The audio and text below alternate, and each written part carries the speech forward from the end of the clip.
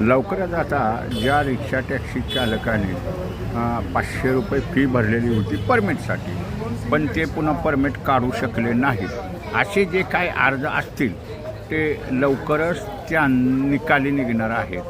म्हणजे आता त्यांना एक सरकार एक परिपत्रक काढेल की आयुक्त कार्यालयाकडून की ज्यांनी 500 रुपये भरलेले होते त्यांना खाली इरादापत्र द्या. कारण आता रिक्षाला परमिटची गरजच नाही, कारण ई रिक्षाला केंद्र शासनानं सूट दिली आहे, महाराष्ट्र शासनानं सूट दिली आहे. त्याच्यामुळं आता तो परमिटचा विषय संपलेला आहे. मग आता लोकांना कळालेलं आहे रिक्षाला आता ई धोरणच सगळं चालू आहे, ई वाहनांच्याबद्दलच सगळं चालू आहे आणि आता रिक्षाला परमिटच नाही.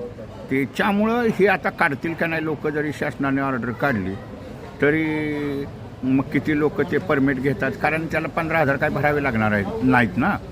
ई रिक्षासाठी परमिटची फीच नाही काय, म्हणजे परमिटच नाही तर फी भरायचा काय प्रश्नच येत नाही ना.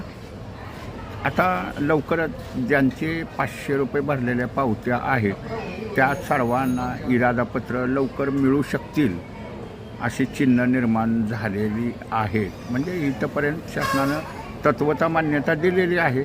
अजून जरी आदेश काढला नसला तरी तो आदेश लवकरच निघायची चिन्ह निर्माण झालेली आहेत. मग तो आदेश निघाल्यावर कोण काढणार असतील, ज्यांच्या पावत्या असतील त्याने काढायचे असले तर काढू शकतील.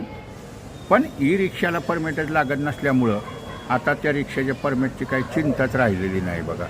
हा व्हिडिओ जास्तीत जास्त शेअर करा.